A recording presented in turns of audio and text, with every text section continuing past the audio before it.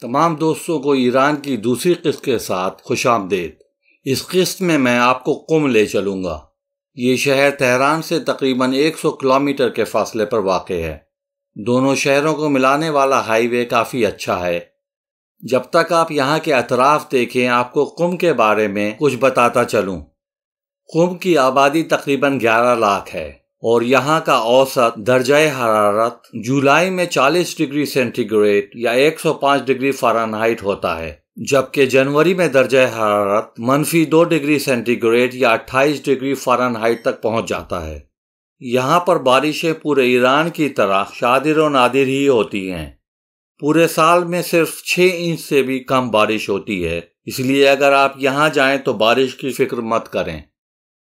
یہ شہر معصوم قم کے مزار ہونے کی وجہ سے ہی مشہور ہے اور ایران زیارات کرنے کی غرض سے آنے والوں کے لیے مشہد میں امام علی رضا علیہ السلام کے مزار پر حاضری دینے کے بعد دوسری بے حد مقبول جگہ مانی جاتی ہے۔ رسول اکرم حضرت محمد صلی اللہ علیہ وآلہ وسلم کی وفات کے بعد خلافت راشدہ کا سلسلہ شروع ہوا اور اہل بیت اور اصحاب کرام نے اسلام کی ہر طرح سے حفاظت کی۔ خلفائے راشدین کے آخری خلیفہ حضرت امام حسن ابن علی علیہ السلام کے بعد یہ خلافت ملوکیت میں بدل گئی اور حاکمین اسلام کے راستے کو چھوڑ کر دنیاوی طرز سے حکومت کرنے لگے، جیسا کہ آج کل کے بادشاہ اور حاکمین کرتے ہیں۔ اس وقت تک اصحاب کرام تو آہستہ آہستہ اپنے رب حقیقی سے مل چکے تھے، لیکن اہل بیت نے حاکمین کے غیر اسلامی فیصلوں کی ہر طرح سے مخالفت کی اور اس کے بدلے میں ہر قسم کے ستم سہنے کے لیے آمادہ رہے، یہاں تک کہ یزید ملعون نے طاقت کے نشے میں آ کر نہ صرف کس بے دردی سے کھلم کھلا امام حسین علیہ السلام اور ان کے خاندان کا قتل عام کیا، اس کے علاوہ اہل بیت کی خواتین کو رسوا بھی کرنے کی کوشش کی۔ لیکن اس ظلم کا نتیجہ یہ نکلا کہ اس کے بعد کسی بھی حکمران نے کھلم کھلا اہل بیت کا قتل عام نہیں کیا۔ اگر زیادہ بات بڑھی تو قید کروا دیا اور اگر پھر بھی کام نہ بنا تو چپ چاپ سے زہر دلوا کر ختم کروا دیا۔ یہاں تھوڑی دیر رک کر آپ کو یہ بھی بتاتا چلوں کہ یہ جو آپ دیکھ رہے ہیں یہ ایک 4 سے 5 میل چوڑی جھیل ہے، لیکن بہت ہی لمبی ہے۔ اس کا پانی خشک ہو گیا ہے اور ہر طرف نمک ہی نمک ہے۔ سینکڑوں میل تک لوگ یہاں سے ٹرک بھر بھر کر نمک لے جاتے ہیں۔ اس کو میں آپ کو بعد کی قسط میں دکھاؤں گا۔ معصوم قم کا نام فاطمہ تھا۔ یہ امام موسیٰ کاظم علیہ السلام کی بیٹی تھیں اور رسول اللہ صلی اللہ علیہ وآلہ وسلم کی 9ویں پشتی اولاد سے تھیں۔ بی بی فاطمہ کی ولادت سن 173 ہجری میں مدینے میں ہوئی تھی۔ ان کی ولادت کے فوراً بعد ہارون رشید اسلامی مملکت کا خلیفہ بنا۔ 6 سال کے بعد ہارون رشید نے معصوم قم کے والد محترم امام موسیٰ کاظم علیہ السلام کو مدینے میں ارسٹ کروا دیا اور پھر عراق لا کر بغداد کے مختلف قید خانوں میں قید کر دیا۔ انہی قید خانوں میں امام علیہ السلام نے اپنی زندگی کے بقیہ 4 سال گزارے اور آخر کار امام کو زہر دے کر شہید کروا دیا گیا۔ ان کی قبر مبارک بغداد کے نواحی علاقے کاظمین میں واقع ہے، جس کی ویڈیو میں آپ کو دکھا چکا ہوں۔ معصوم قم کی والدہ کا اسم گرامی نجمہ خاتون تھا۔ ان کو بی بی حمیدہ کے نام سے بھی جانا جاتا تھا۔ ان کے صرف ایک سگے بھائی تھے جن کا نام امام علی رضا علیہ السلام تھا۔ امام علی رضا ایران کے شہر مشہد میں دفن ہیں، جس کی ویڈیو میں آئندہ قصوں میں دکھاؤں گا۔ بدقسمتی سے اس 4 سال کے دورانیے میں امام کے خاندان بشمول معصوم قم کے کسی کو ملاقات کی اجازت کبھی بھی نہ مل سکی۔ معصوم قم اپنے والد محترم کی شہادت کے بعد اپنے بھائی امام علی رضا علیہ السلام کی سرپرستی میں آ گئیں۔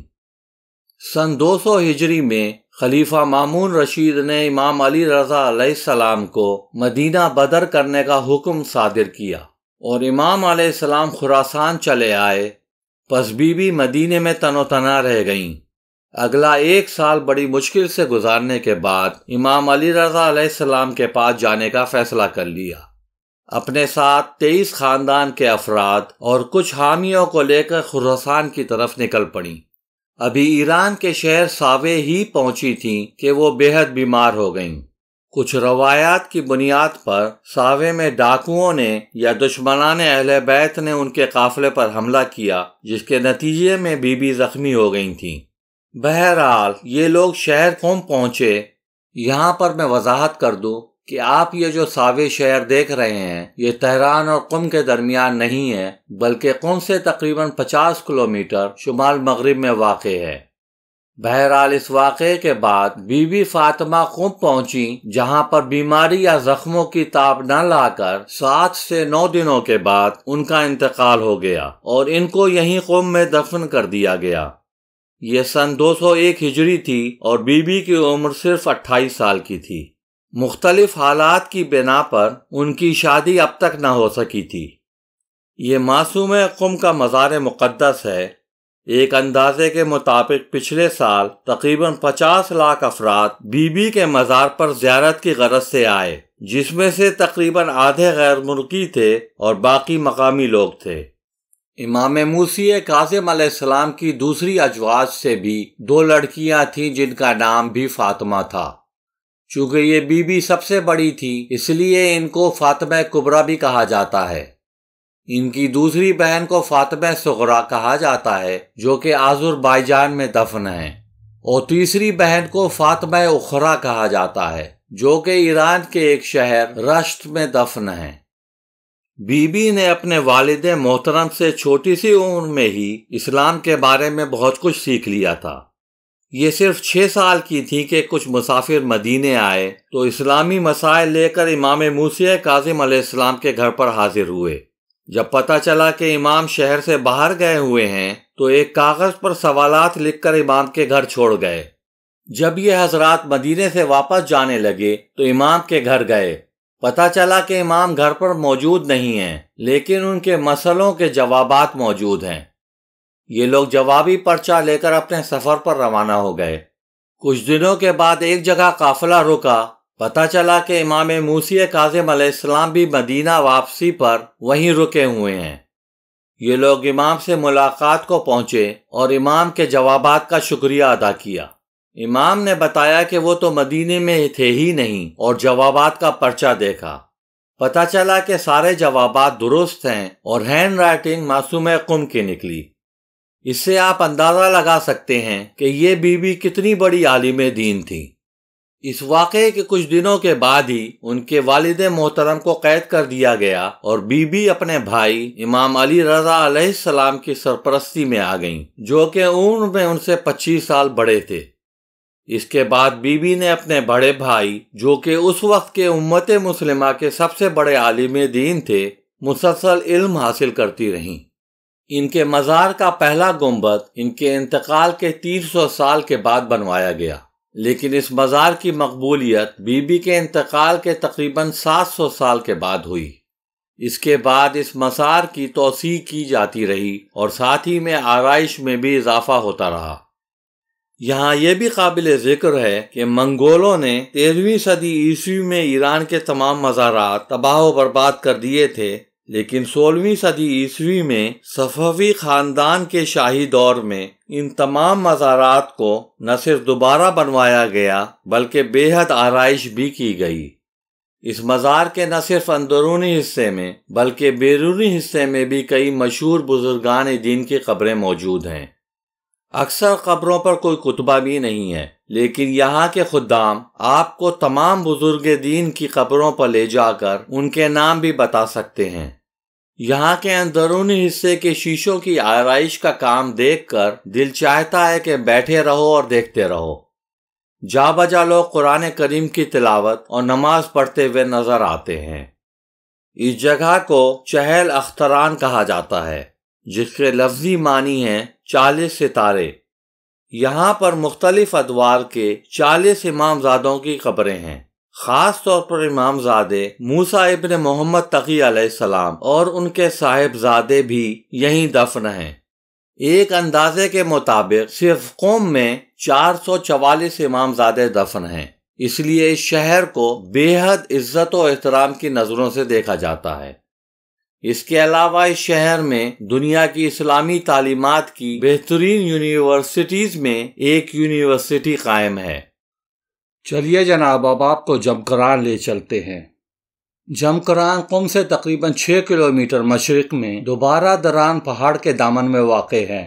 یہ جگہ جمکران مسجد کی وجہ سے مشہور ہے اور لوگ جوق در جوق اس مسجد میں نماز پڑھنے آتے ہیں۔ خاص طور پر منگل کی شام کو یہاں پر بے حد مجمع ہوتا ہے۔ کبھی کبھی تو منگل کی شام کو لاکھوں کا مجمع بھی ہو جاتا ہے۔ اسی لیے ایرانی صدر احمدی نژاد نے ایک بڑی رقم دے کر اس مسجد کی بے حد توسیع کی۔ مینار، کار پارکنگ اور غسل خانے بنوائے تاکہ لاکھوں کے مجمع کو مشکلات سے دوچار نہ ہونا پڑے۔ موجودہ دور میں یہ مسجد رقبے کے اعتبار سے ایران کی بڑی مساجد میں سے ایک ہے۔